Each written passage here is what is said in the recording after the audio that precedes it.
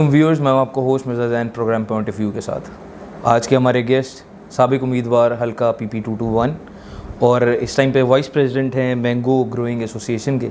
अस्सलाम वालेकुम खुरम फरीद खान साहब, जी कैसे हैं जी? ठीक हैं, thank you for your time sir. My pleasure. पहले तो सर थोड़ा सा अपने बारे में बताएं, एजुकेशन, अर्ली लाइफस्टाइल क्या था, कैसे यहाँ तक आए? यार born into a pure conventional agriculture family, तो वाले साहब को थोड़ा सा एजुकेशन पे हमारे वो फोकस्ड थे, तो मेरा was among the first batches जिन्होंने ओ लेवल्स मुल्तान में किया था, तो बल्कि फर्स्ट बैच। उसके बाद I went to Aitchison college, फिर वहाँ मैं 2 साल बोर्डिंग हाउस में रहा। फिर then I did my BSc honours university of London का एक्सटर्नल प्रोग्राम था वाया ब्रिटिश काउंसिल लाहौर। फिर MBA किया मैंने मार्केटिंग में।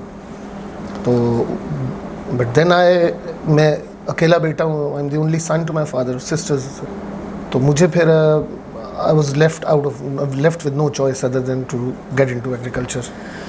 तो ये सियासत का शौक़ कहाँ से? ज़्यादातर हम इसको रखेंगे एग्रीकल्चर से बेस, क्योंकि हमारा आज का टॉपिक वही है, लेकिन क्योंकि एक आपका लाइफस्टाइल रहा है सियासत मुझे लगता है, मैं पर्सनली आई थिंक सोशल शुरू से आपको बताया, बोर्डिंग हाउसेज और ये सारा, तो वो सोशल होने का शौक़ था। तो सोशल होते गए तो फिर सियासत में आहिस्ता आहिस्ता, तो जनरल परवेज़ मुशर्रफ का उस वक्त टाइम था, तो नाज़िमी का दौर चल रहा था, तो वो नाज़िम का पहला इलेक्शन था, और थोड़ा सा इन्होंने उस वक्त वो भी लगाया हुआ था कि एजुकेटेड लोगों को मेट्रिकुलेशन शर्त थी, फिर ग्रेजुएशन शर्त थी। सो बहुत सारे यंग लॉट उस वक्त आया था। I was young too at that time 22-23 साल पहले की बात है। अच्छा। तो थोड़ा ये भी था कि यार इर्द गिर्द देखते थे तो लैक ऑफ एजुकेशन चीज़ें, चलो कुछ नहीं, तो इंटरेक्शन लोगों को कुछ थोड़ा बहुत, कुछ शऊर, कुछ बेहतरी, किसी को समझा सकें कि यार बेटी अगर बेवा हो गई है या मुतलका हो गई है, तलाक याफ्ता, तो उसकी शादी करनी है, उसको बिठाना नहीं है, क्योंकि हमारे साउथ में बहुत ज़्यादा इसका मसला है। आपने अपना पहला इलेक्शन कंटेस्ट किया 2018 में? जी मैंने 2002 में, अच्छा। 2001 में नाज़िम में, पंजाब असम्बली 2008 में। किसके विंग पे?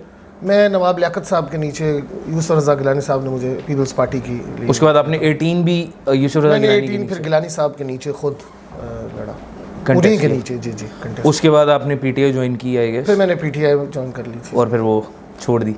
अब सियासत में एक्टिव हैं या? नहीं, सियासत में मैं सच एक्टिव नहीं हूँ, तो सोशल क्योंकि वो है, तो थोड़ा बहुत जिनके साथ अब लाइजों है तो आना जाना तो ज़रूर है, लेकिन नज़र ज़रूर रखते हैं क्योंकि सियासत पे भी।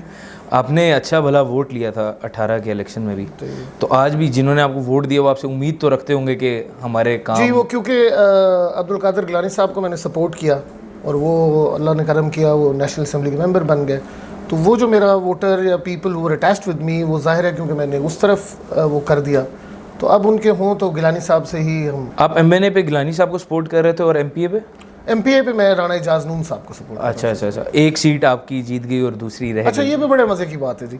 रहना या जीतना तो चलें, वो तो जाहिर है पब्लिक का भी वो था और जो भी होगा, बट मुझे ये था कि यार हमारी बड़ी अंडर डेवलप्ड तहसील है शुजाबाद, तो सम और दी अदर लग रहा था कि नून लीग की गवर्नमेंट बन जानी है पंजाब के अंदर। टू बी वेरी ऑनेस्ट, मैं कोई रवायती सियासतदान हूँ नहीं कि उस तरह बात करूँ, तो मुझे था कि एजाज नून 4 दफ़ा तो जीत चुका है, तो अभी उसके अच्छे चांस थे कैबिनेट में भी आने के, और वैसे भी अगर गवर्नमेंट का मेंबर होता तो he could have brought a lot more funds और चीज़ें, लेकिन जज्बाती कौम थी, वो उन्होंने इमरान खान को कह दी 804 उम्मीदवार कामयाब हो गए।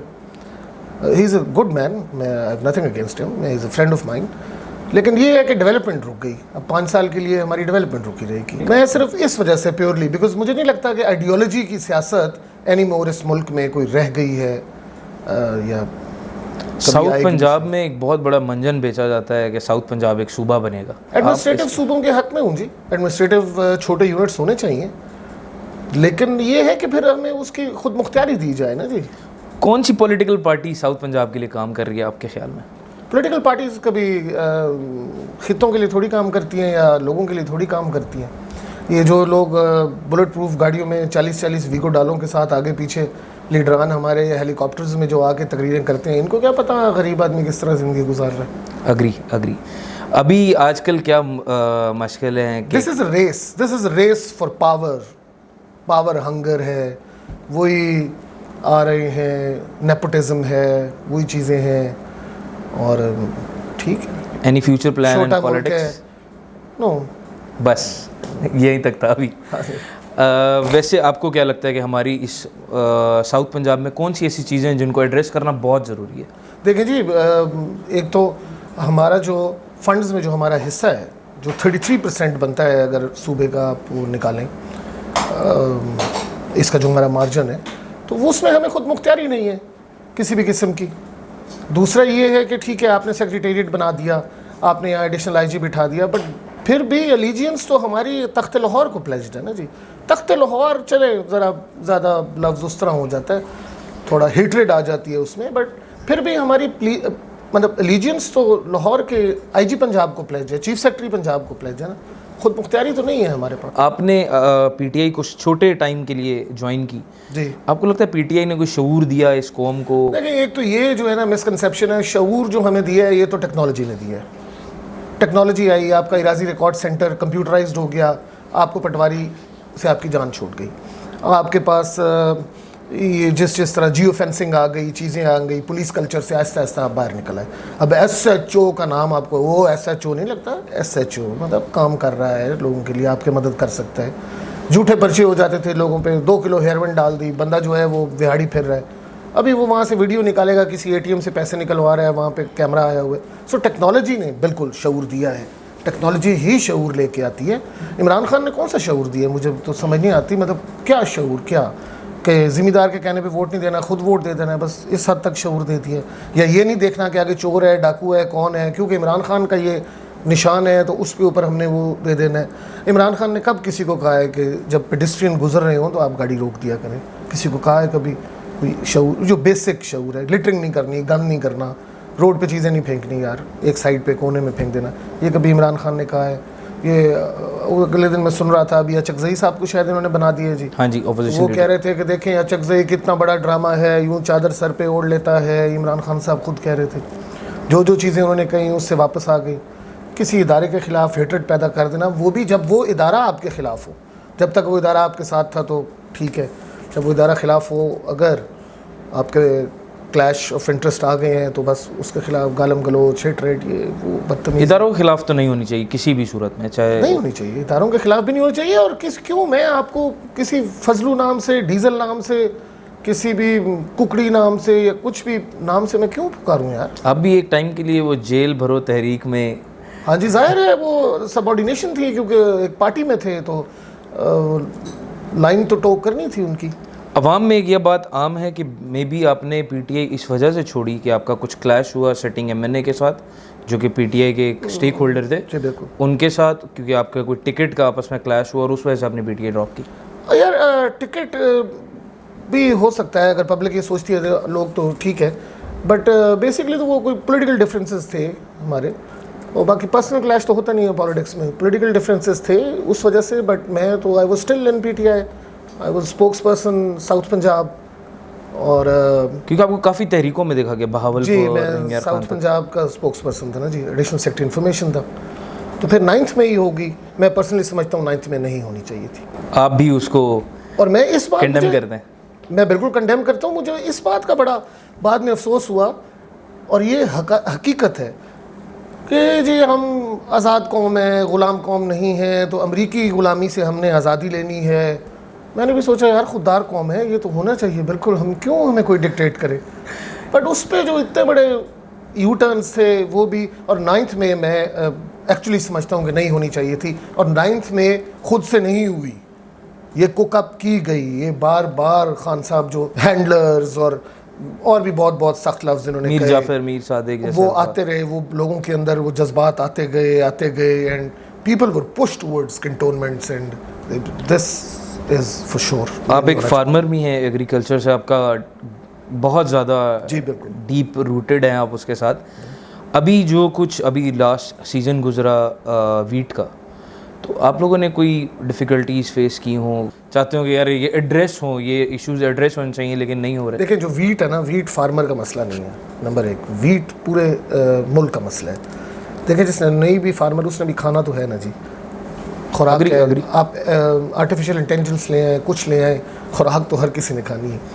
तो फार्मर को अगर आप अच्छी प्राइस नहीं देंगे तो वो वीट काश्त नहीं करेगा, सिंपल एज दैट। वो और फसलों पे शिफ्ट हो जाएंगे, वीट का क्राइसिस शुरू हो जाएगा। आपके पास फिर क्या तरीका है? आप बाहर से इंपोर्ट करेंगे, जब इंपोर्ट करेंगे तो कैपिटल फ्लाइट होगा, जब डॉलर फ्लाइट होगी तो डॉलर ऊपर जाएगा, आपके चेकर्स में प्रॉब्लम्स आएंगे, आपका बैलेंस शीट इंपोर्ट एक्सपोर्ट की ख़राब हो जाएगी, आप नेगेटिव में जाएंगे। जो अगली सजेशन मैं अब गवर्नमेंट को इस पे देना चाह रहा था, छोटा मुंह बड़ी बात, लेकिन देखिए आप क्यों कर रहे हैं वीट की उसको, दो चीज़ें हैं। आपने कहा हम फ्री मार्केट इकोनॉमी पे इसको करना चाह रहे हैं, आप फ्री मार्केट इकोनॉमी में कर दें, but then free market economy के अंदर मार्केट फोर्सेस डिसाइड करती हैं कि इसकी प्राइस क्या हो। Market forces again are demand and supply, ठीक है। तो आप फ्री मार्केट इकोनॉमी पे छोड़ दें, फिर जो डिमांड सप्लाई के जरिए उसका रेट होगा, जैसे आपका धान का रेट है, पैडी का और चीज़ों का है, आप उस तरह कर दें। अच्छा, अब आप अगर मेरी प्रोडक्ट को, जो फार्मर की प्रोडक्ट है, आप उसको फ्री मार्केट कह के, और उसका जो प्रोडक्ट की जो एंड प्रोडक्ट है विच इज़ रोटी या आटा, आप उसको कटेल कर रहे हैं, तो आप बेसिकली तो मेरी प्राइस को कटेल कर रहे हैं। You not living me at the free market economy की फोर्सेस पे। तो वो फिर जाहिर है कि काश्तकार के दिल में और फार्मर के दिल में हेट्रेड भी आएगी, और जब वो एक्सपेंसेस मीट नहीं कर सकेगा, अब आपका बेसिकली गवर्नमेंट का क्या है, गवर्नमेंट ने उन लोगों का ख्याल रखना है जो कि नहीं उगाते, जिनकी वीट जो नहीं उगा रहे, जो लैंडलेस हैं, चले और कारोबारों में हैं और सिस्टम। अब उनको अगर आपने सस्ता आटा देना है तो आपको आटा सब्सिडाइज़ कर दें। अच्छा, फिर अगर आप फिर एक और भी तरीका है, आप आटा भी नहीं सब्सिडाइज़ करना चाहते कि जी करप्शन होती है, अब ये भी, इस पे भी मैं आता हूँ। अच्छा, तो आप फिर जो इनपुट्स हैं काश्तकार की, वो उस पर कुछ सब्सिडी दे दें। पटवारियों के पास, तहसीलदारों के पास रिकॉर्ड है कि यार अगर मेरी 20 एकड़ गंदम है तो 20 बोरियां मुझे DAP की आप 6,000 पे दे दें। अगर 12,000 वहाँ से वो है तो ले लें फिर मेरे से सस्ती, मुझे कोई मसला नहीं है। अभी आप वो सब्सिडाइज पे बात कर रहे थे। नहीं, मैं कह रहा था कि वो फूड डिपार्टमेंट ख़त्म कर दिया जी, इसमें करप्शन है। बिल्कुल, ये बहुत अच्छा तरीका है। तो फिर तो ऐसे करें कि मुल्क के खुदादात के तमाम महकमे ख़त्म कर दें, क्योंकि करप्शन तो कहीं ना कहीं हर महकमे के अंदर है। मैं एग्री करता हूँ चीफ मिनिस्टर साहिबा से कि महकमों को ख़त्म करने से करप्शन तो ख़त्म हो जाएगी, लेकिन फिर मुल्क के खुदादात को चलाने के लिए पता नहीं फरिश्तों को बनाना पड़ेगा या कुछ बनाना पड़ेगा। बिल्कुल ऐसे। तो बड़ी अजीब सी बात है कि आप करप्शन को एड्रेस नहीं कर रहे, आप महकमे ख़त्म कर दें। सोशल मीडिया पे एक आपका अनोखा एहतजाज भी देखा गया, आपने अपने बिल्स पोस्ट किए ट्यूबवेल्स के जी। वो क्या सीन है, वो क्या सिनेरियो था? नहीं, जो नॉर्मल बिल्स आते हैं जी वापडा के, मैंने वो खुद से तो बनाए नहीं है, वो रेफरेंस नंबर भी उस पर मौजूद है, कोई भी डाल के उसको देख सकता है। तो एक ट्यूबवेल का अगर 7-8 लाख रुपए बिल आ जाएगा तो फिर वो गंजी नहाएगी क्या और सुखाएगी क्या? अभी जो क्लाइमेटिक चेंजेस आ रहे हैं, इसके अंदर जो सारों की फसल जो है वो पूरा टाइम नहीं ले पाती है। कभी बारिशें हो गई हैं, क्लाइमेट के जो चेंजेस हो रहे हैं उसकी वजह से समझ नहीं आता नए किसानों को कि कौन सी फसल किस टाइम तक जाएगी। अच्छा, तो इसको अगर एड्रेस करें, देखिए इसमें एड्रेस तो R&D research and department government की या जो प्राइवेट इदारे हैं, सीड कंपनियां हैं, वो करेंगी, और इसके अंदर वो जेनेटिकली कोई उसको ट्रांसफॉर्मेशन करेंगी सीड्स की, जिससे वो हीट को या बारिशों को या जिस का भी आप फेस कर रहे हैं, क्योंकि क्लाइमेटिक चेंजेस जो है वो एक हकीकत है और वो आएंगी और वो अब मज़ीद ज़्यादा आएंगी। अच्छा, जहाँ तक है बागबानों का ताल्लुक, तो मुझे लगता है कि वो ज़रा क्योंकि सख्त जान हो गए हैं। 20-25 साल का दरख्त एक तनावर दरख्त होता है, तनावर दरख्त वैसे भी मजबूती की निशानी हम कहते हैं, तो वो तो शायद ख़ुद ऑटोमेटिकली कर जाएंगे जैसे इंसान कर जाता है मौसम के साथ। वो थोड़ा फ़र्क पड़ेगा 1-2 साल, बट वो कर जाएंगे। सिर्फ उसमें हमें ये करना होगा कि हमने जो उनको इनपुट्स देते हैं, उनको खुराक जिसको हम कहते हैं, जो खाद की शक्ल में है या फार्म यार्ड मैन्योर की शक्ल में है, तो वो उसकी ज़रा टाइमिंग्स हमें ऊपर नीचे चेंज करनी पड़ेंगी। ज़ाहिर है थोड़ा लेट उठते हैं, नाश्ता लेट करते हैं, गर्मियों में अर्ली उठना पड़ता है, नाश्ता जल्दी करते हैं। इस तरह उनको भी हमें सर्दी गर्मी के साथ वो करना पड़ेगा। अभी रिसेंटली ये आम का सीज़न ख़त्म हुआ है जी। आप अभी ख़त्म नहीं हुआ, अच्छा अभी चल रहा है। आई थॉट कि ये एंड हो चुका है। खैर, जो नवाबपुरी लेट है और लेट कमर्शियल वैराइटीज़ जो पिछले 15-20 साल के अंदर बहुत ज़्यादा आ गई हैं, वो चल रही हैं जी। एक्सपोर्ट भी काफ़ी हो रहा है। आप एक्सपोर्ट कर रहे हैं राइट नाउ? मैं पर्सनली ख़ुद तो नहीं कर रहा, आई हैव प्लांट, क्योंकि जहाँ पे भी आप इस मुल्क से बाहर भेजेंगे तो ज़्यादातर ममालिक जहाँ पे एग्रीकल्चर होता है तो वो उन्होंने ये रखा हुआ है कि हॉट वाटर ट्रीटमेंट ज़रूरी है उसके लिए। हॉट वाटर ट्रीटमेंट क्या करती है, बेसिकली फ्रूट फ्लाई ख़त्म कर देगी। सो मुल्क ये चाहते हैं कि हमारी फ्रूट फ्लाई वहाँ जाके उनके एग्रीकल्चर को डिस्टर्ब ना करे, तो इसलिए वो हॉट वाटर ट्रीटमेंट के साथ आपको एक फाइटोसैनिटरी सर्टिफिकेट देना पड़ता है, जो फेडरल मिनिस्ट्री ऑफ एग्रीकल्चर जो है उसके नीचे डिपार्टमेंट है, क्वारंटाइन डिपार्टमेंट जिसे हम कहते हैं, वो मेरा जाएगा सर्टिफिकेट। जो प्लांट ओनर्स हैं हमारे, मतलब वो उन्होंने वेरीफाई किए होते हैं और ऑडिट, टेक्निकल ऑडिट करके हमें अलाउ करते हैं, फिर उनका साथ लगेगा and only then you can export to Iran, Europe या कहीं भी, सिवाय उन ममालिक के जहाँ पे at one time of the year पूरे मुल्क के अंदर 0 से नीचे टेम्परेचर चला जाए, लाइक कनाडा, वहाँ पे ज़रूरत नहीं है क्योंकि फिर ये फ्रूट फ्लाई सस्टेन नहीं करती। या फिर ऐसे ममालिक में जहाँ एग्रीकल्चर नहीं है, लेट्स से यूएई, अभी तक तो कोई एग्रीकल्चर नहीं है, फ्यूचर में अब वो देयर डेवलपिंग, शायद आ जाएगा।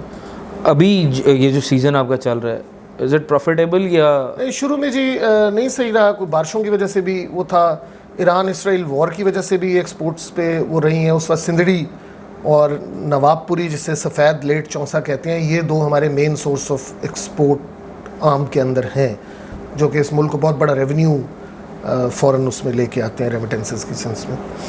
तो उसमें थोड़ी सी गड़बड़ हुई है और बाकी अल्हम्दुलिल्लाह इस साल बेहतर चला है जी।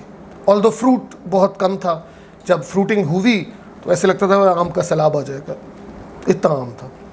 बट देन ये कोई क्लाइमेटिक चेंजेस जो हमें बिल्कुल समझ नहीं आई कि ये क्या हुआ है। हर हफ्ते 10 दिन बाद जाते थे तो फल पहले से कम नज़र आ रहा होता था, पहले से कम नज़र आ रहा होता था। अभी जो नए आने वाले लोग हैं, जो बाग लगाना चाहते हैं, जो अपना एक काम शुरू करना चाहते हैं, आप उन्हें एक तो कौन सा आम रिकमेंड करेंगे कि उसको प्लांट करें, दूसरा उसको किस तरीके से उनको ग्रो करना चाहिए, क्या उसके अंदर उनको एहतियात करने चाहिए, अगर ये आप बता सकें थोड़ा सा। अच्छा, अब ये है जी कि आम ना 2 मुख्तलिफ उसमें इसकी डिवीज़न है। एक तो खाने वाला आम है जो हमें, क्योंकि पुराना यहाँ चल रहा है तो हम खाते हैं, जो टेस्ट जिसको हमने अडेप्ट किया हुआ है, हम क्लाइमेटाइज्ड हैं, यूज्ड हुए हैं उससे, पसंद है हमें। मौसमी चौंसा है, अनवर अटोल है, तो ये जो है खाने के लिए तो ये बहुत अच्छे आम है, लोकल मंडी के लिए भी बहुत अच्छे आम है। तो इसके अंदर लेकिन अगेन ये इतने महंगे नहीं बिक रहे मुल्क के अंदर। शायद इस वक्त मुल्की हालात भी कुछ इस किस्म के हैं कि इंसान रोटी पूरी करे या आम खाए, तो थिंग्स विल गेट बेटर इंशाल्लाह होपफुली। लेकिन वो है, और दूसरा है कमर्शियल वैरायटीज़। कमर्शियल वैरायटीज़ वो हैं जिनकी शेल्फ़ लाइफ ज़्यादा है, जो ज़रा मजबूत हैं और जो एक्सपोर्टेबल हैं उनकी, लेकिन फिर खाने के वो इतने अच्छे नहीं। सिंदड़ी खैर अच्छा आम है, लेकिन वो फिर खाने में इतना हमें अभी टेस्ट उनका हमें नहीं है, हम यूज़ टू नहीं है उसके। वो महंगे बिकते हैं, जो खाने के अच्छे हैं वो सस्ते बिकते हैं। ज़ाहिर है खाने के लिए भी थोड़ा बहुत लगाएं और कमर्शियल वैरायटीज़ लगाएं, एक्सपोर्ट हो, मुल्क को फ़ायदा हो, वैल्यू एडिशन आप करेंगे तो वो। प्रॉब्लम ये है कि हम अभी 100 साल पुराने तरीके से हार्वेस्टिंग भी हम वैसे करते हैं, हम सोइंग भी वैसे करते हैं, हम चीज़ें भी वही कर रहे हैं। आज भी वही लकड़ी की पेटी के अंदर हम भर के उसको ठोक के कार्बाइड लगा, या अब चाइना की वो आ गई है तो वो एथिलीन लगा के और मंडियों में भेज रहे हैं। लकड़ी भी हम ज़ाया कर रहे हैं, दरख्त काट रहे हैं, पेटियाँ जो बन रही हैं। मतलब इन चीज़ों से हमें बाहर आना पड़ेगा, वरना मैं वैसे प्रैक्टिकली आ चुका हूँ, मैं मार्केट भी खुद कर रहा हूँ जी। अच्छा, आम को मंडियों में भी भेज रहा हूँ, एक्सपोर्टर्स को भी दे रहा हूँ, जो कि फिर डब्बों में पैक वो फिर आगे एक्सपोर्ट भी कर रही है। एक्सपोर्ट वो खुद करते हैं, I work for the exporter.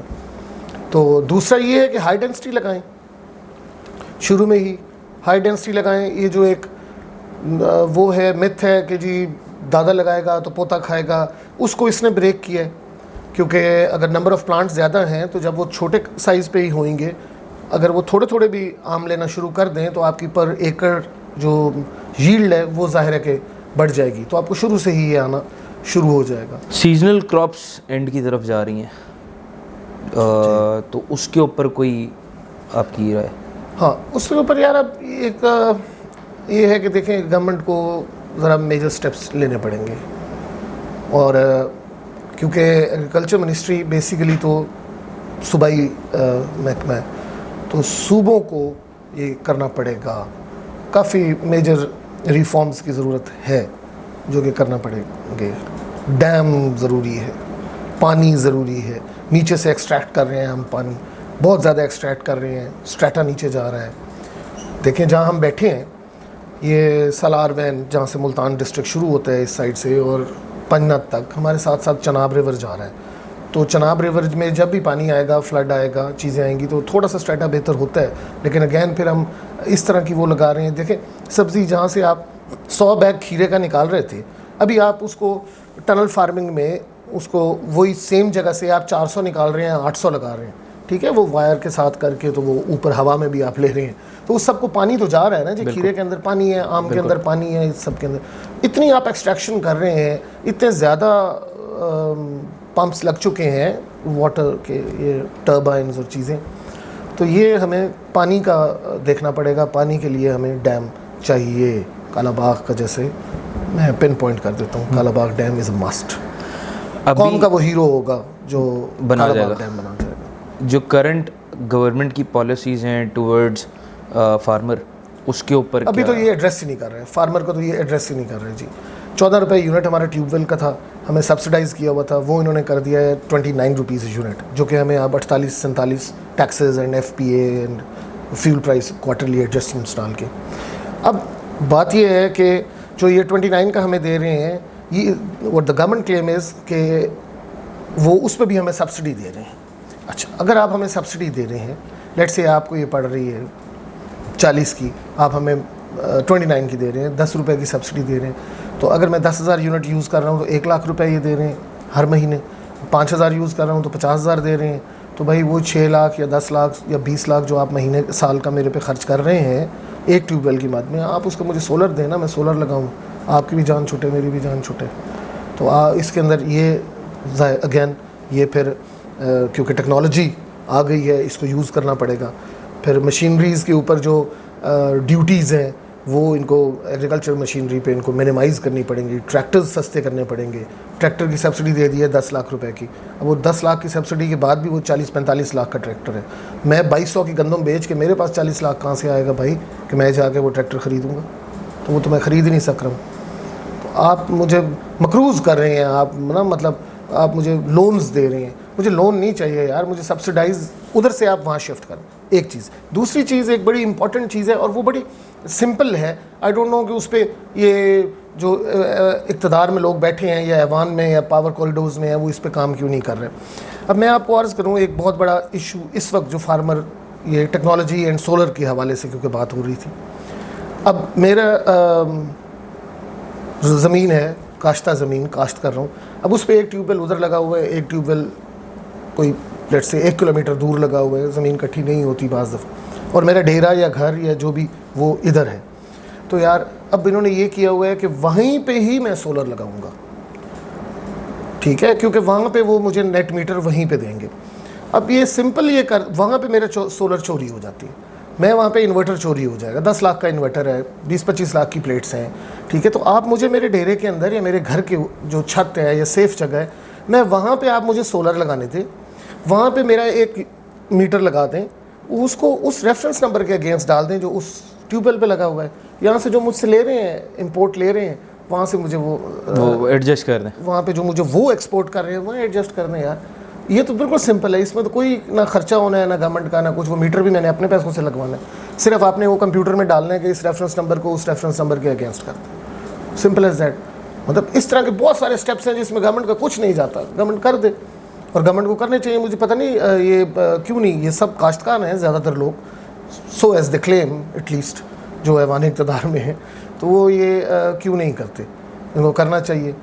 फिर इसी तरह शुगर केन पे आ जाएँ, शुगर केन के फिर माफिया है, वो आगे जो मुझसे रेट पे इन्होंने कमांड लिया है, शुगर केन लिया है, उसके तो 4 गुना रेट पे ये चीनी बेच रहे हैं। तो काश्तकार को नहीं दे रहे, आवाम से फिर भी ले रहे हैं। चीनी तो मैंने भी ख़रीदनी है ना यार, मैं अपने उसमें से तो नहीं निकाल सकता चीनी, तो मेरे से इतनी सस्ती लेके आप मुझे 4 गुना ज़्यादा बेच रहे हैं, तो कम से कम उसमें कोई रब्त होना चाहिए ना। इस वफा गवर्नमेंट ने इंटरवेंशन की है, विच आई एम वेरी ग्लैड कि उन्होंने की है।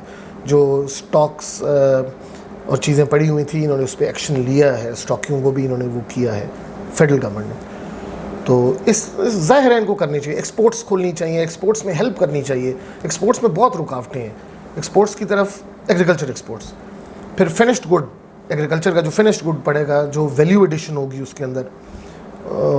एक्सपोर्ट्स देखें, डायरेक्ट फार्मर को तो नहीं, ये तो मुल्क को फ़ायदा है ना, डायरेक्ट मुल्क को फ़ायदा है, और फार्मर भी तो मुल्क का हिस्सा है। कोई अल्लाह माफ़ करे फार्मर को ऐसे देख रहे हैं हम। अच्छा, एक कि जी ये ज़मींदार जागीरदार, इनको बैठे बिठाए ज़मीन मिल गई है, ये पैदा हुआ है फ़लाँ के घर, तो इसको 100 एकड़ 200 500 1000 दो, जितने भी जिसके मिल गई। चलें, आपने गुस्सा निकालना है, हेट्रेड है, आप उस पर निकाल लें, लेकिन जो ठेकेदार है ज़मीन का, जो वहाँ गरीब हारी है, जिसने मुझसे ज़मीन लेके ठेके पे वो काश्त कर रहा है, उस बेचारे की तो हड्डी इतनी नहीं है, उसकी तो जान ही इतनी नहीं है। उसको तो 2 एकड़ में अगर नुकसान हो गया, तो जो जानवर उसने अपने बाप के इलाज के लिए घर में बांधा हुआ है कि कभी उसके बाप का इलाज होगा और वो जानवर बेचेगा, वो जानवर बेच के तो वो मुझे ठेका अदा करेगा या ज़मीन की फसल पे खर्च करेगा। चलें, उस पर रहम कर दें, उसके लिए कोई पॉलिसी बना दें। नहीं, ये बात तो, एक फसल हुआ करती थी एक दौर में पाकिस्तान में, जिसको हम कॉटन के नाम से जानते हैं, जो पाकिस्तान के सबसे ज़्यादा एक्सपोर्ट किया करता था। उसके डाउनफॉल की रीज़न आपको cotton research institutes, there is no R&D, there is no research and development. ये मेरे बिल्कुल साथ है जी, कॉटन रिसर्च इंस्टीट्यूट। किसी वक्त आप 2 घंटे पहले आते तो चले चलते, उनकी फसल देखें, वो कपास की यहाँ ठहरी हुई है। अभी वो हैं जिन्होंने सीड पूरे मुल्क को देना है। तनख्वाहें हैं गवर्नमेंट की, अब गवर्नमेंट जेब से तो नहीं भर रही यार, मेरे से भर रहे हैं ना, आपसे भर रहे हैं लेके। एक जो माचिस की डिब्बी भी कोई ख़रीदता है तो उसके ऊपर भी जो टैक्स है, उसमें से इनकी तनख्वाहें जा रही हैं, चीज़ें जा रही हैं। कर क्या रहे हैं? चेक एंड बैलेंस क्या है? Where is the agriculture ministry, where is the good governance? ठीक है, उस्मान बुज़ार से हम नहीं एक्सपेक्ट करते थे, वो एक इन्होंने बिठा दिया था, ठीक है, पपेट जो भी इन्होंने नहीं एक्सपेक्ट करते थे। चले, मोहतरमा तो एक मतलब, लेकिन मोहतरमा का जो बैकग्राउंड है वो सनत है, उनका बिजनेस बैकग्राउंड है, मिल्स हैं, तो उनके साथ आपका नहीं ख्याल इतने कैबिनेट के अंदर फार्मर्स मौजूद हैं, वो क्यों नहीं आवाज़ उठाते कि मोहतरमा हम भी गरीब के हल्के से आते हैं, वापसी पे लोग हमें पकड़ के जूते मारेंगे कि यार ये क्या कर रहे हो हमारे साथ? जो कुछ अभी पिछले वीट के उसके अंदर वो सीज़न में हुआ, यहाँ के लोग जाके मोहतरमा को दिखाते क्यों नहीं, गरीब मर गया, आपकी गाड़ी एक और आ रही है? नहीं यार, ये तो वैसे सवाल उन्हीं से ही करना चाहिए आपको। आपके दोस्त हैं बहुत सारे कैबिनेट के अंदर इस टाइम पे आपके। देखिए, पॉलिटिक्स उस तरह है नहीं ना इस मुल्क में, तो नहीं है, ये तो एक रूल का सिस्टम है, बस वो बना हुआ है। पॉलिटिकल चीज़ तो यहाँ पे नहीं है। कोई आप बोल सकते हैं, यहाँ कोई बोल सकता है, ये PTI में कोई बोल सकता था, पीपल्स पार्टी में कोई बोल सकता था, किसी और जमात में कोई बोल सकता है। मैं इस पिन पॉइंट नहीं करता नून लीग को, ये है ऐसे। आपको पर्क्स मिल रहे हैं, आपको बेनिफिट्स मिल रहे हैं। मेरे ख्याल है MP की 4-5 लाख तनख्वाह कर दी है, 7 लाख रुपए तनख्वाह है उसकी। किस चीज़ की तनख्वाह है उसकी? क्या करता है वो? और ये किसान का कहीं ना कहीं at the end of 12 months ये शायद कहीं प्रॉफिट बनता होता। हाँ, वो भी शायद बन जाए, वो भी शायद 2200 पे गंदम बेच का भी नहीं बनेगा। ये अच्छा, नहीं बनेगा, रेट इंक्रीज करना ही फिर पड़ेगा। एक और भी एक है कि इन्होंने ये कहते हैं जी बड़ा काश्तकार और छोटा काश्तकार।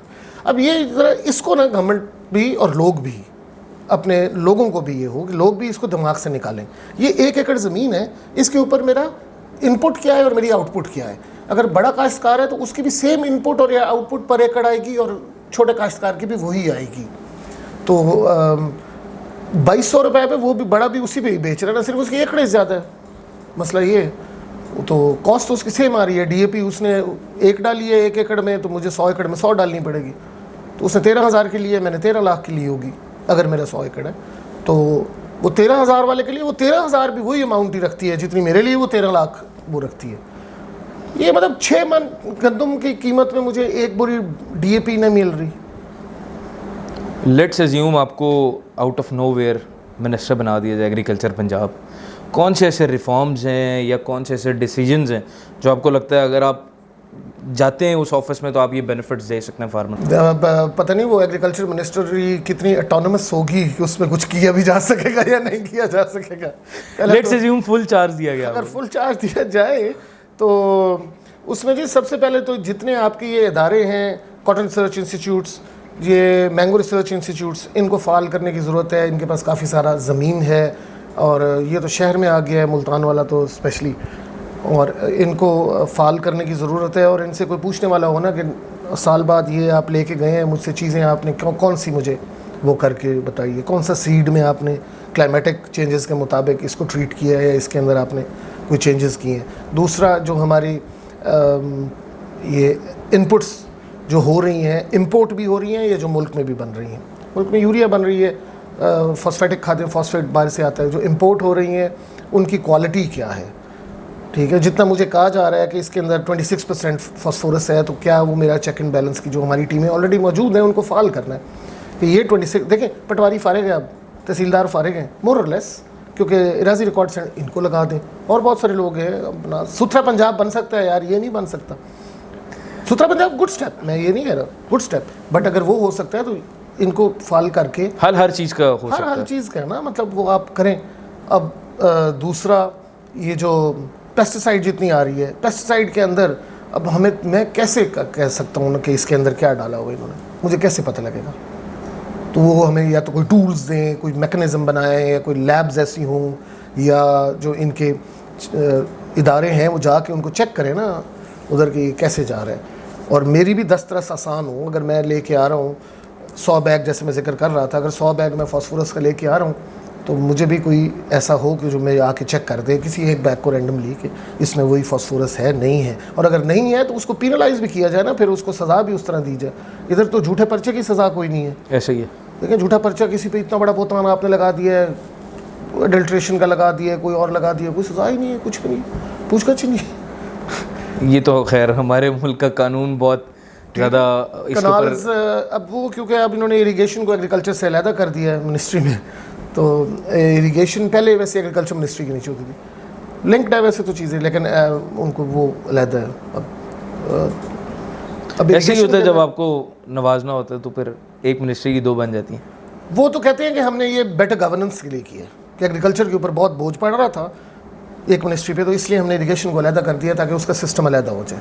इस मुल्क पे फिर सबसे बड़ा बोझ तो प्राइम मिनिस्टर है, उसको हटा देते हैं, सबको मिनिस्ट्रियाँ दे देते हैं। हाँ, तो इसलिए शायद दी भी हूँ लेकिन वो इरिगेशन का सिस्टम हमारा बेहतर होना चाहिए।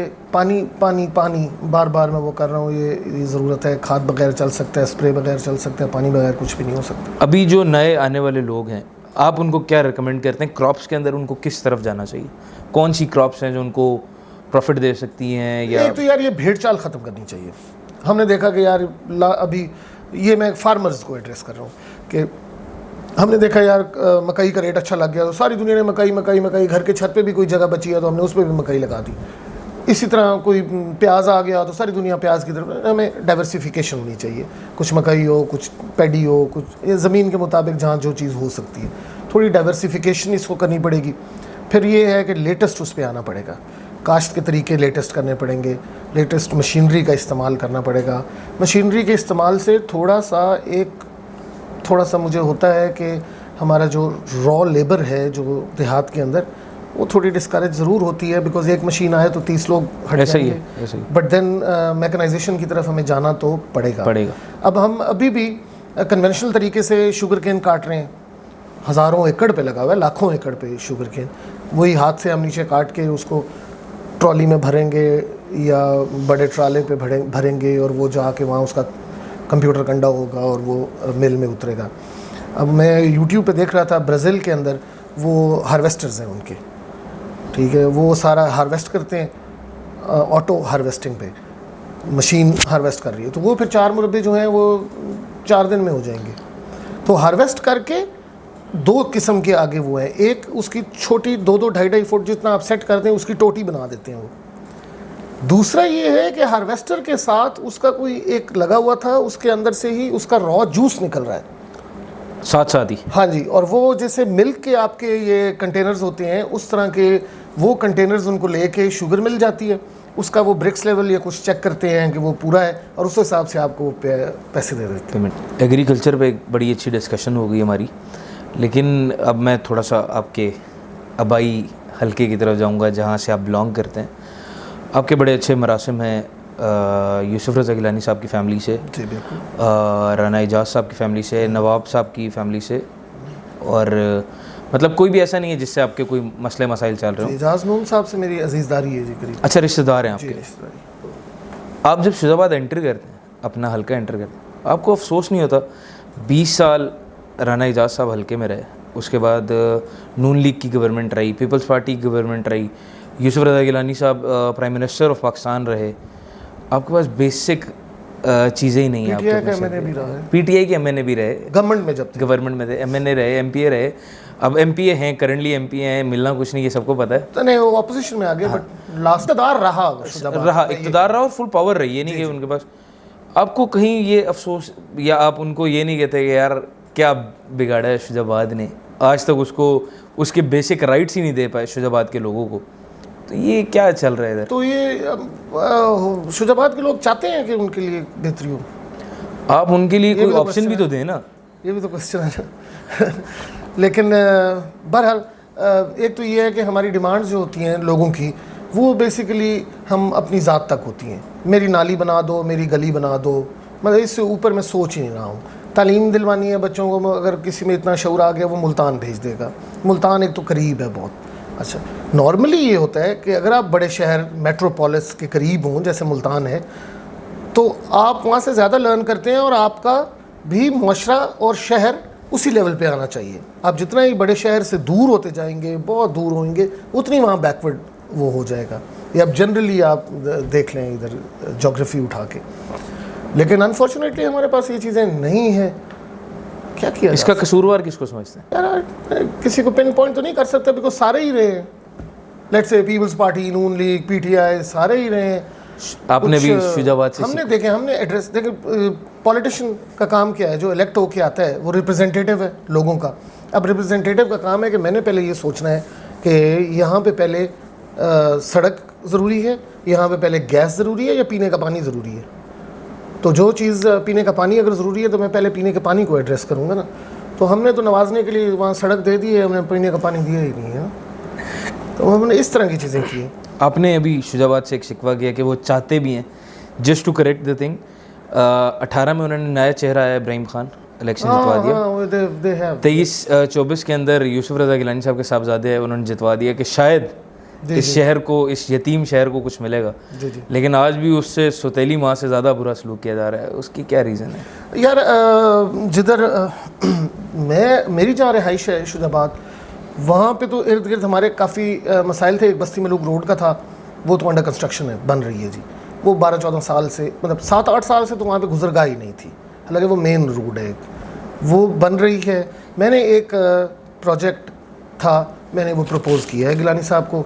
मैं उसके पीछे भी लगा हुआ हूँ, कोशिश करूँगा अगर वो हो गया। मेरे ख्याल जो प्रोजेक्ट मैंने खैर दिया वो ये है कि जो डिग्री कॉलेज है शुजाबाद का, इसके सामने जो इराजी रिकॉर्ड और जेल वाली रोड है,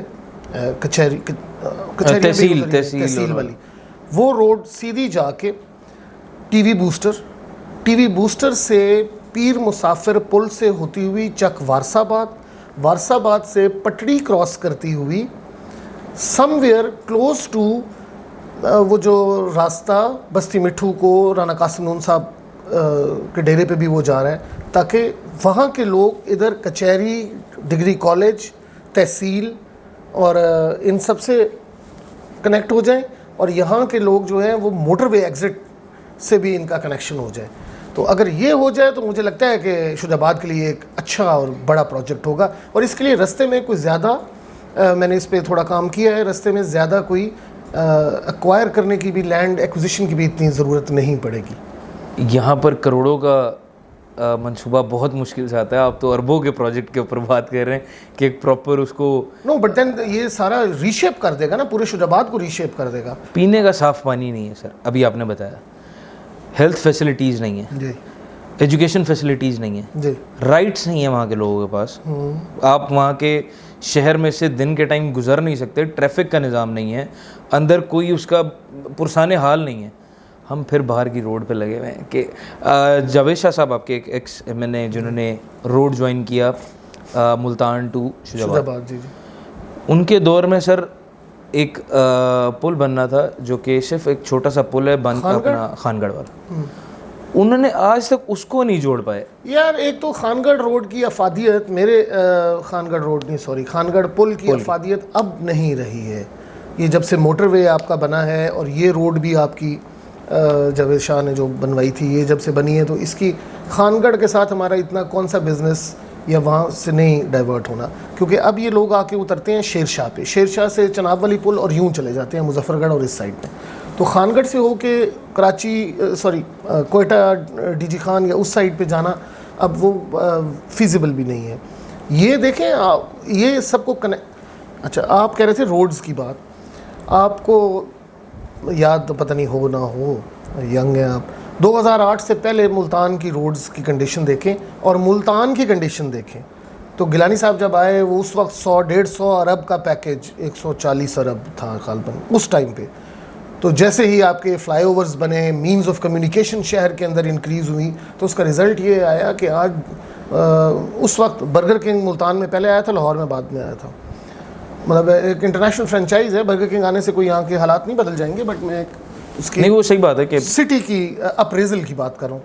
और उसके साथ आप देखें कि कितने एजुकेशन आई, कितने यहाँ पे बिजनेसेस आए, दुनिया का बैंक हर यहाँ मौजूद है, ऑफिस हर उसका मौजूद है।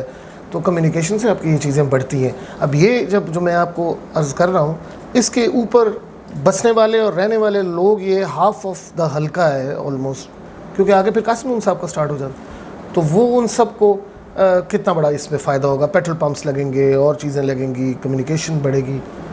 और जो शहर की आप बात कर रहे हैं जी, ओल्ड सिटी है, लोगों के जो अंदरून की बात है जी, वहाँ से आप रेडी वाले को हटाएं तो वो बेचारा वो करता है, या तो उनके लिए जगह। जब मैंने वैसे जब PTI जब चौधरी परवेज़ लाई की वो थी तो मैंने ये प्रपोज़ किया था, बट देन अगेन मैं एक आपको सच्ची बात बताऊँ कि रेडीबान हजरात वहाँ नहीं माने थे इस बात पे कि इनको इस्लामाबाद में जैसे है कि वो रेडी वालों के हर सेक्टर में अलग जगह है, तो ऐसे इनकी एक प्रॉपर जगह, छोटी छोटी जगह हो, वहाँ पे ये अपनी रेडी खड़ी इनकी परमानेंट खड़ी रहे, और वो क्लोज टू मंडी हो, close to the access of people हो, ताकि जो रॉ फ्रेश ये वहाँ से लाएं और बेचने के लिए लोगों की मतलब गाड़ी भी ठहर सके वहाँ पे, हाईएस्ट से भी आप उतर सकें, साइकिल भी, मोटरसाइकिल भी, तो आम लोग की सवारी है वो सफ़ेद पोश आदमी की वो जा सके। लेकिन फिर अगेन उस पर रेडी वाला नहीं मानता। तो ये थोड़े है रिजिडिटी, लोगों के अंदर भी रिजिडिटी है। वो ये एक दफ़ा ये सारा देखें, जब आप टांगे से रक्शे पे आए तो टांगे वालों ने हड़ताल कर दी कि जी ये हमारा रोज़गार ख़त्म हो गया, लेकिन उन्होंने वही घोड़े बेच के, वही चीज़ें बेच के उन्होंने रक्षा ख़रीद लिया और फिर बहरहाल वो रक्षा चलाने लग गए। आपने भी गिलानी साहब की तारीफ़ की, यूसुफ रज़ा गिलानी साहब की, उन्होंने मुल्तान को बहुत ज़्यादा अपग्रेड किया अपने टेन्योर में।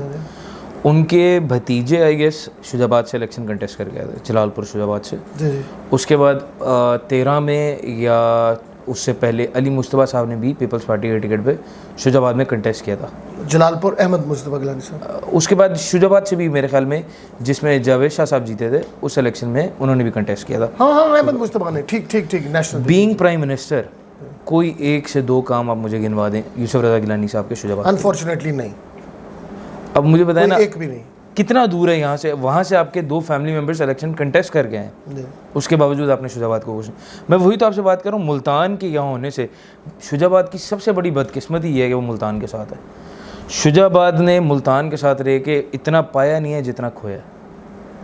एक बिल्कुल ऐसे पिंडी इस्लामाबाद के साथ रह के अपग्रेड हो गया। बिल्कुल ठीक है, तो आप बड़े शहर के साथ करीब होते हैं, आप बेहतर होते हैं। ये लावारिस अनफॉर्चुनेटली हमारे साथ ये उल्टा हो रहा है, पता नहीं क्यों हो रहा है। नवाब साहब, कोई आखिरी अल्फाज अपनी साउथ पंजाब के लिए, एग्रीकल्चर के लोगों के लिए कुछ कहना चाहें? मैं इसमें बस यही एग्रीकल्चर पे तो यही जी कि हमारे ऊपर कुछ मेहरबानी करे, गवर्नमेंट मेहरबानी करे, हमारे थोड़ी सी स्कीम्स चीज़ें इसको बेहतर करे, हमें लोन्स पे ना लगाएं, हमें मकरूज़ मत करें, हमें कोई सब्सिडाइज चीज़ों पे करें, और सब्सिडी का रुख तब्दील कर दें ना। आप सब्सिडी, जैसे मैंने पहले कहा, आप आटे पर नहीं देना चाह रहे हैं, आप उस पर दे दें। अब यार अब पता है ना हमें कि 1 एकड़ को तैयार करने के लिए गंदम के लिए कितना डीजल चाहिए, जो वो डीजल जो आप अगर कोई वीट काश्त कर रहा है, आप उसको वो दे दें ना, उसको सस्ता दे दें, वो तो आप उससे सस्ती ख़रीद लें। और लोगों के लिए ये है कि मॉडर्नाइजेशन जिद्दत की तरफ जब तक ये नहीं आएंगे ना उनकी बेहतरी होएगी, ना मुल्क की बेहतरी होएगी। और हमारे जो इदारे जो एग्रीकल्चर से रिलेटेड हैं, जो वाइट एलिफेंट्स हैं, मुल्क व कौम पे, फार्मर पे काम कुछ नहीं कर रहे, फिर वही बीबी वाली बात है, या उनको ख़त्म कर दें तो, या अगर फिर उनको फ़ाल करें। क्लाइमेटिक चेंजेस आ रही हैं, नई सीड्स जब तक नहीं आएंगे हीट रेजिस्टेंट, बारिश के रेजिस्टेंट या इस तरह के मौसमियाती तब्दीली, अभी यार लास्ट अप्रैल मई में आप देखेंगे दिन को 42 था, रात को 24-23 था, उसमें भी बहुत ज़्यादा आम भी गिरा है, बाकी भी गिरे, लीची भी काफ़ी डिस्टर्ब हुई और भी छोटे मतलब बाकी फसलें भी। हीट वेव से मकई आपकी 40% इस दफ़ा आपकी प्रोडक्शन कम होगी। तो अब जाहिर है कि नए सीड्स देखें, ये जो कंपनीज़ हैं, जो प्राइवेट कंपनीज़ हैं इन द बिज़नेस, वो तो R&D करेंगी, रिसर्च एंड डेवलपमेंट करेंगी, लेकिन फिर जब वो सीड लेके आएंगे तो वो तो 4 गुना ज़्यादा कीमत में भी करेंगे ना, ऐसे ही। तो वो तो फिर अपने बिजनेस पॉइंट ऑफ व्यू को रखते हैं। तो ये जो गवर्नमेंट के इदारे हैं फिर किस लिए हैं, फिर उनको बंद कर दे। ये खरबों रुपए की जायदादें हैं इनके पास, अरबों रुपए खरबों के इनको आप पे कर रहे हैं, तो इनके ऊपर कोई तो हो, इनसे बात करें, इनसे पूछें कि क्या लेके आए हो, क्या नतीजा निकाल। आप एक अच्छे बड़े फार्मर हैं, दूर तक कहीं इन फ्यूचर आपको फार्मर खुशहाल दिखाई दे रहा है? यार फार्मर मरता नहीं है, फार्मर को इंशाल्लाह एक ये कुदरत का एक निज़ाम है। अभी इन्होंने वीट कटेल की हुई है, यू मार्क माई वर्ड्स, मैं आपको लिख के देता हूँ, इनको कहीं ये टिल लगा लें, जो मर्जी कर लें, नहीं कर सकेंगे, इनके हाथ से निकल जाएंगी स्टोरीज। कैसे आप आर्टिफिशियली कटेल कर लेंगे? मैं आपको अपनी बात बताता हूँ, मैं आई डोंट ग्रो, मैं गंदम फ़रोख्ती के लिए ग्रो नहीं करता हूँ, सिर्फ अपने लिए। और हमारा, क्योंकि आपको पता है देहात में ये होता है कि तनख्वाह भी गंदम के थ्रू, क्योंकि लोगों ने अपने फूड स्टॉक रिजर्व कर दिया, तो वो उसके थ्रू होती है। तो मेरे ना मैं पर्सनल मिसाल दूँ, विहाड़ी के अंदर मैं थोड़ा सा रकबा है, तो वहाँ मैं 10 एकड़ गंदम काश्त करता था। तो इससे पिछले साल मेरी गंदम जो थी वहाँ पे वो बेहतर हो गई, मेरे मतलब एवरेज अच्छी आ गई। तो उसमें से कुछ मेरी बची पड़ी थी, मैंने कहा यही रख लो, अगले साल यही खा लेंगे हम। तो हम उसको गर्मियों में धूप शूप लगवाते, उसको सही करके हमने वो गोलियां इधर उधर करके हमने वो रख दी। मैंने अपने लिए भी 1 एकड़ काश्त नहीं किया। तो काश्तकार जिसने बेचना है वो क्यों काश्त करेगा? और इस दफ़ा अच्छी खासी मुहिम चली है, और लोगों, और मुहिम चलाने की ज़रूरत भी नहीं है। वैसे मैं एक और बात भी आपको, जब नहीं मिलेगा तो वो चलाएंगे, जब वो उसको नहीं बिकेगा ही नहीं तो वो क्यों काश्त करेगा? नहीं काश्त करेगा तो मुल्क के लिए मसला बनेगा। आप ये कटेल वटेल आपने, गवर्नमेंट को इसको एड्रेस करने की इसको डेफिनेट एड्रेस करने की ज़रूरत है, वरना आप बाहर से मंगाएंगे ना, और आपके पास रास्ता कोई नहीं है, खाना तो है, आप बिल्कुल मकई की रोटी तो नहीं खा सकते हैं, चावल की तो नहीं खा सकते, तो बाहर से मंगाएंगे, कैपिटल फाइट होगा। ये फेडरल मिनिस्टर जो हमारे